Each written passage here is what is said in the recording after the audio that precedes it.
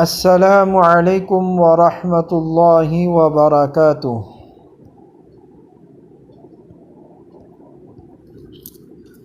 پیارے بچوں،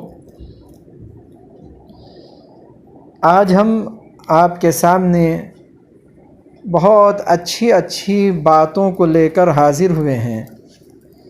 آپ سے گزارش ہے کہ عمل کی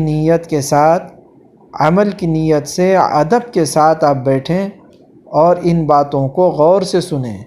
دین کی باتوں کو ادب کے ساتھ جو سنتے ہیں، اللہ رب العزت ایسے بچوں کو بہت پسند کرتے ہیں۔ آج ہم آپ کے سامنے جو عنوان اور ٹاپک لے کر آئے ہیں، اس میں سب سے پہلے ہے زبان سے اچھی بات کہنا۔ بچوں، اللہ تعالیٰ نے ہم کو زبان دی ہے جس سے ہم ایک دوسرے سے بات کرتے ہیں۔ زبان اللہ تعالیٰ کی بہت بڑی نعمت ہے، اس لیے ہم ہمیشہ زبان سے اچھی بات کریں۔ ایسی بات ہرگز نہ کریں جس سے ہمیں کوئی فائدہ نہ ہو۔ ایسی بات کرنے سے تو اچھا ہے کہ ہم خاموش رہیں۔ زبان سے ایسی بات کرنا جس سے دوسروں کو تکلیف پہنچے بہت بری بات ہے۔ ایسی بات کرنے سے لوگ ہماری عزت نہیں کریں گے اور اللہ تعالیٰ بھی ہم سے ناراض ہوں گے۔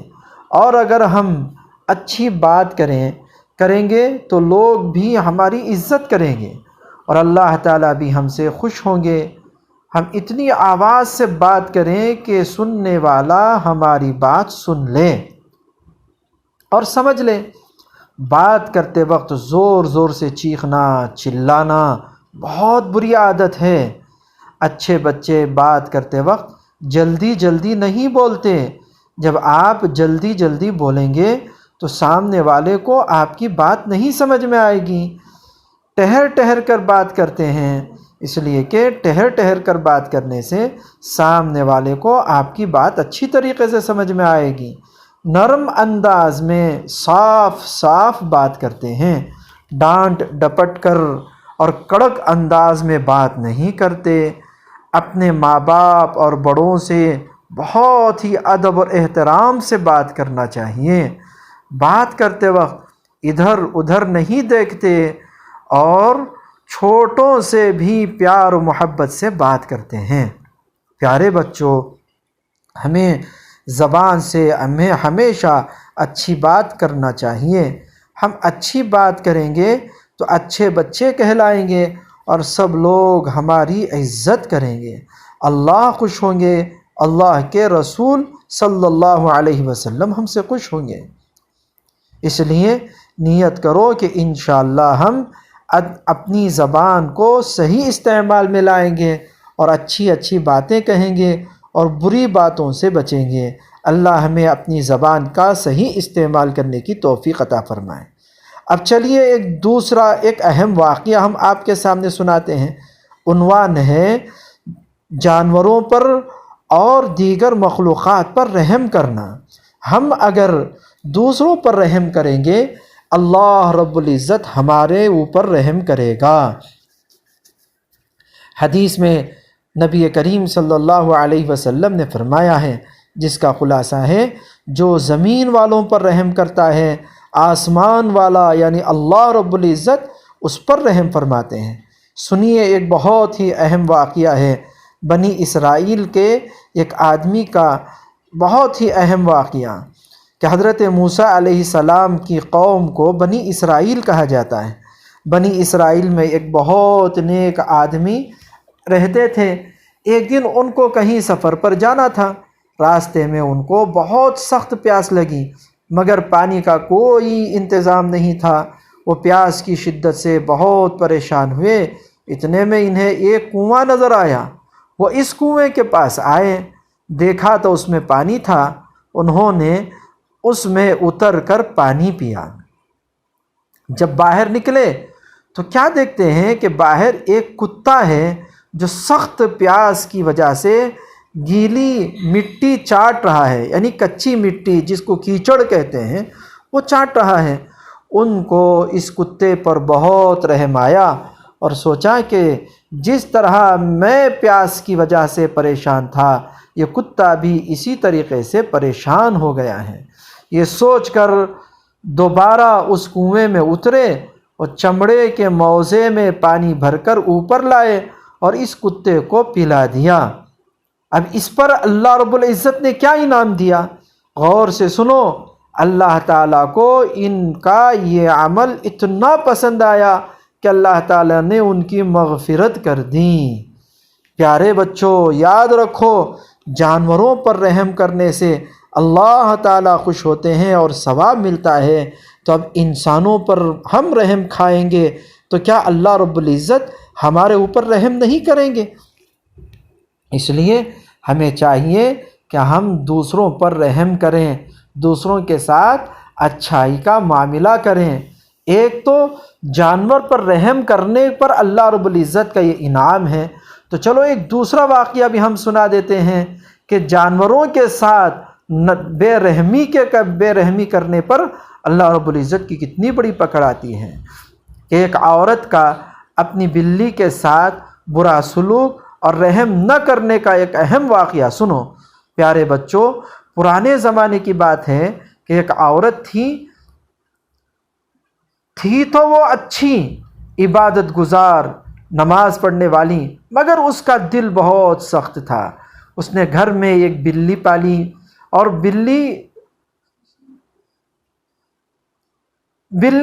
اس واسطے پالی تھی کہ وہ چوہے نہ آئیں، گھر کے اندر چوہے آتے تھے، اس لیے اس نے ایک بلی پالی تاکہ گھر کے اندر چوہے نہ آئیں۔ لیکن وہ بلی کو کچھ کھانے پینے کو نہیں دیتی تھی، اس لیے وہ بھاگ جاتی تھی۔ اس نے بلی کو رسی میں باندھ دیا تھا کہ بھاگ نہ سکے، مگر اسے کچھ کھانے کو نہیں دیتی تھی۔ بیچاری بھوکی پیاسی بلی نہ خود اپنی غذا ڈھونڈ سکتی تھی اور نہ یہ عورت اسے کچھ دیتی تھی۔ کئی روز تک وہ بھوکی پیاسی رہی، یہاں تک کہ اسی بھوک اور پیاس کی حالت میں وہ بیچاری بلی مر گئی۔ ہمارے نبی صلی اللہ علیہ وسلم نے فرمایا، جب آپ صلی اللہ علیہ وسلم کے سامنے اس عورت کا یہ واقعہ ذکر کیا تو آپ صلی اللہ علیہ وسلم نے فرمایا، اس عورت کو میں نے دوزخ میں دیکھا ہے۔ پیارے نبی صلی اللہ علیہ وسلم کے ساتھیوں نے جب یہ بات سنی تو عرض کیا کہ پیارے نبی صلی اللہ علیہ وسلم، کیا کتوں بلیوں کے ستانے پر بھی عذاب ہوتا ہے؟ ہمارے نبی صلی اللہ علیہ وسلم نے جواب دیا، ہاں، اور صرف کتے بلی میں ہی نہیں بلکہ ہر ایک جانور کے ستانے میں عذاب ہے اور اس پر رحم کرنے میں ثواب ہے۔ لہٰذا پیارے بچوں، ہر ایک جاندار پر رحم کرو، ان کا خیال رکھو اور کبھی بھی ان کو تکلیف نہ پہنچاؤ۔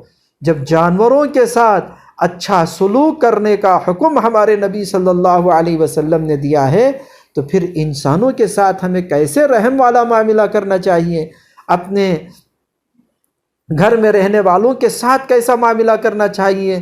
اس لیے دیکھو، اور ایک اور واقعہ، ایک اور سبق ہمیں اس سے ملتا ہے کہ جیسے ہم اپنے ساتھ رہنے والوں کے ساتھ اچھا معاملہ کریں گے تو اللہ رب العزت کی طرف سے ہمارے ساتھ بھی اچھا معاملہ ہوگا۔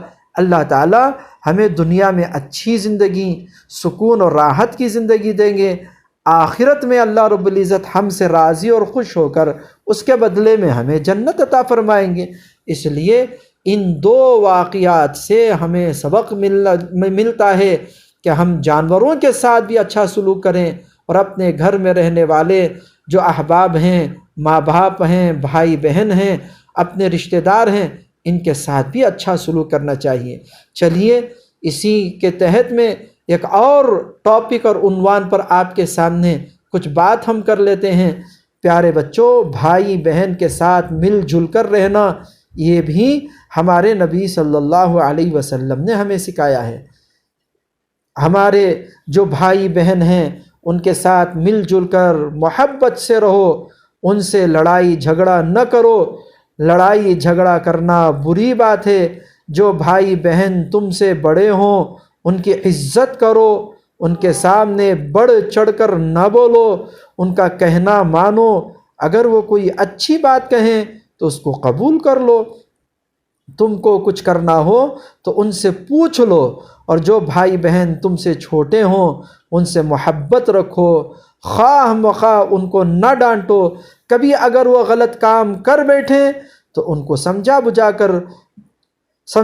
کر کے ان کو بتا دو، مار پیٹ نہ کرو، کھانے پینے کا کچھ سامان تمہارے پاس ہو تو آپس میں مل بانٹ کر کے کھاؤ، خود بھی صاف ستھرے رہو اور ان کو بھی صاف ستھرے رکھو، دین کی اچھی باتیں جو تم جانتے ہو ان کو بھی بتاؤ، نبیوں کے واقعات اور صحابہ اور نیک لوگوں کے قصے خود بھی یاد کرو اور ان کو بھی سناؤ، جیسا ہم آپ کے سامنے صحابہ کے واقعات اور اسی طریقے سے بزرگوں کے واقعات جو سنا رہے ہیں ان کو غور سے سننا چاہیے اور اپنے دماغ میں ان واقعات کو بٹھانا چاہیے، اور اس کا مذاکرہ اپنے بھائی بہنوں کے سامنے اور دوسروں کے سامنے یہ واقعات کا تذکرہ کرنا چاہیے۔ یاد رکھو کہ بھائی بہن کا بھی تم پر حق ہے، اس کو ادا کرو۔ ہمارے نبی صلی اللہ علیہ وسلم نے فرمایا اپنے ماں باپ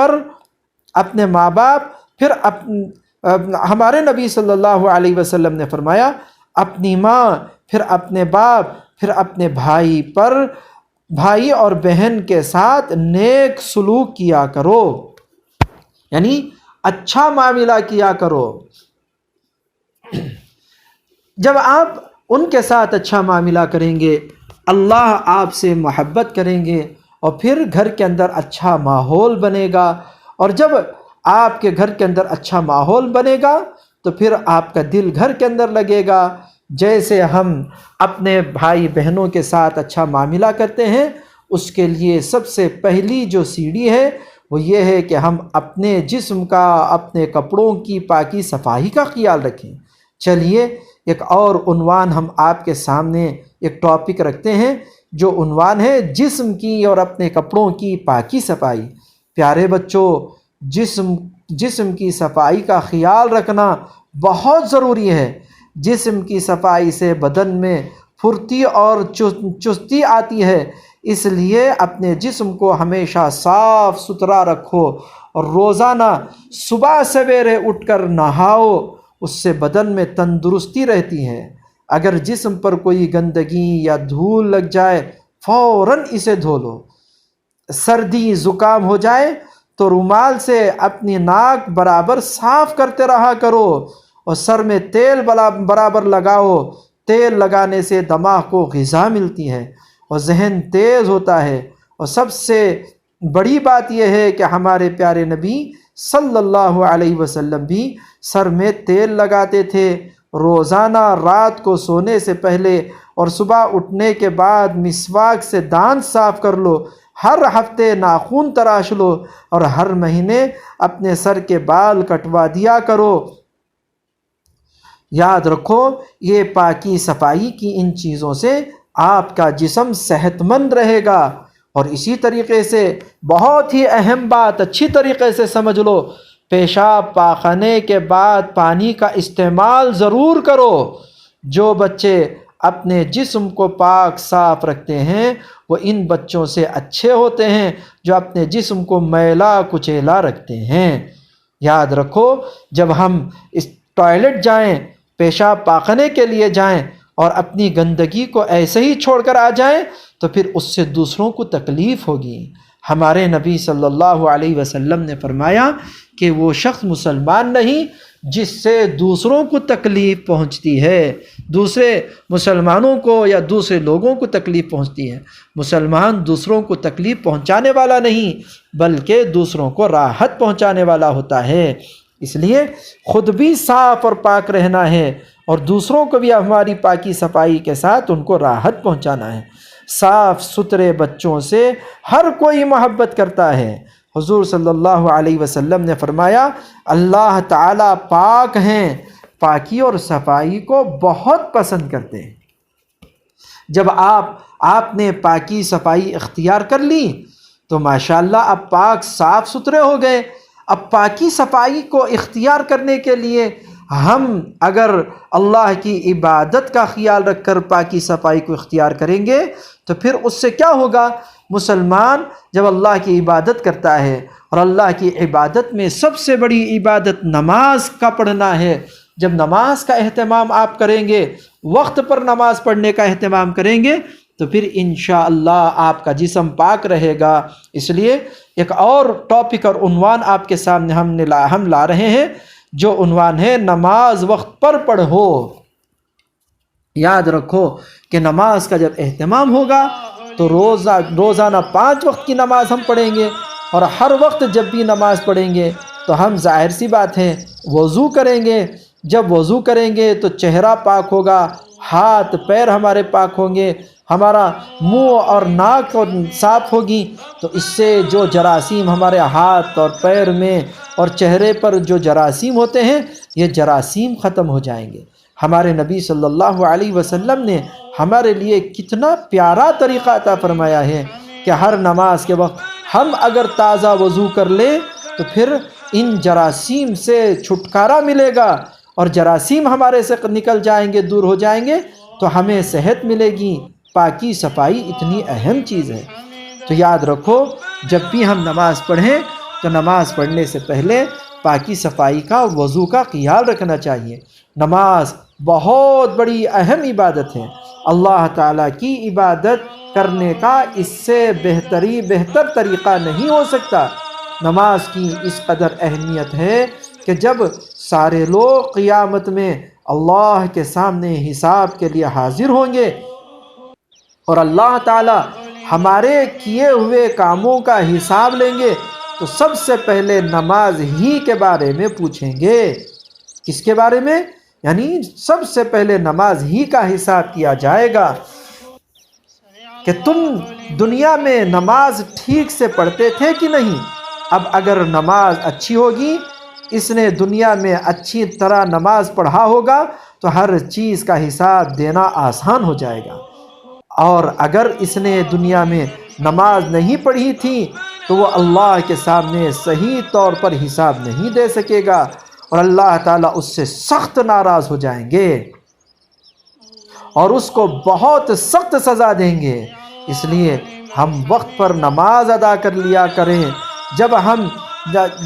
جب بھی نماز کا وقت ہو جائے، نماز کی تیاری شروع کر دو، اور مسجد جا کر جماعت کے ساتھ نماز ادا کرو۔ پیارے بچے جو لڑکے ہیں وہ مسجد میں جماعت کے ساتھ، اپنے بڑوں کے ساتھ جا کر مسجد میں جماعت کے ساتھ نماز ادا کریں، اور جو بچیاں ہیں جیسے ہی اذان ہو جائے، وقت ہو جائے، تو وہ مسجد میں اپنے گھر میں نماز کا اہتمام کریں۔ بچیوں کے لیے گھر میں نماز کا اہتمام کرنا ہے، اور بچوں اور لڑکوں کے لیے وہ مسجد میں جا کر نماز ادا کرنا ہے۔ اللہ تعالیٰ نماز پڑھنے والوں سے بہت خوش ہوتے ہیں، اور ان کو نیکیوں کے ثواب کو دیتے ہی ان کی نیکیوں کا ثواب دیتے ہی رہتے ہیں، ساتھ ساتھ میں ان کے گناہ بھی معاف کر دیتے ہیں۔ دیکھیے، نماز ہم نے اللہ کی عبادت کی اور نماز پڑھی تو اللہ تعالیٰ نے ہمیں نیکیاں بھی عطا فرمائیں، اور ہمارے سے جو گناہ ہو گئے اللہ تعالیٰ ان گناہوں کو بھی معاف کر دیا۔ اور تیسرا جو اہم فائدہ نماز کا یہ ہے کہ ایک سب سے پہلا بڑا فائدہ تو یہ ہے کہ اللہ رب العزت راضی اور خوش ہو گئے اور ہمیں ثواب عطا فرمایا، اور دوسرا فائدہ یہ ہے کہ ہمارے سے جو گناہ ہو گئے اللہ نے گناہوں کو معاف کر دیا، اور تیسرا فائدہ یہ ہے کہ اللہ رب العزت روزی بھی خوب عطا فرماتے ہیں۔ ہمارے جو ضرورت کی چیزیں ہیں ان ضروریات کی چیزوں کو اللہ رب العزت عطا فرمائیں گے، روزی عطا فرمائیں گے۔ یہی وجہ تھی کہ جب ہمارے نبی صلی اللہ علیہ وسلم کے گھر والوں کو روزی میں تنگی ہوتی تو آپ صلی اللہ علیہ وسلم گھر والوں سے کہتے کہ نماز پڑھو، نماز پڑھو، یعنی نماز کے ذریعے سے اللہ کی مدد حاصل کرو۔ نماز کے ذریعے سے اللہ رب العزت ہمارے مسائل کو حل کرتے ہیں۔ اللہ تعالیٰ نے نماز جیسی عبادت جو ہمیں عطا فرمائی وہ اللہ کے خزانوں سے لینے کا ذریعہ ہے۔ جب بھی ہمیں جس چیز کی بھی ضرورت ہو تو ہمارے نبی صلی اللہ علیہ وسلم نے ہمیں طریقہ بتلایا کہ فوراً نماز پڑھو اور اللہ سے مانگو۔ نماز کے ذریعے سے ہم اللہ سے مانگیں گے، اللہ رب العزت ہم سے راضی اور خوش ہوں گے، اور اللہ تعالی ہماری دنیا اور آخرت کی تمام ضرورتوں کو پورا کریں گے۔ بس آج کے لیے بس اتنا ہی کافی ہے۔ اللہ سے دعا ہے اللہ تبارک و تعالی ہمیں دین کے علم کو حاصل کرنے، اس کے مطابق زندگی گزارنے کی توفیق عطا فرمائے۔ وآخر دعوانا ان الحمد للہ رب العالمین۔ السلام علیکم ورحمۃ اللہ وبرکاتہ۔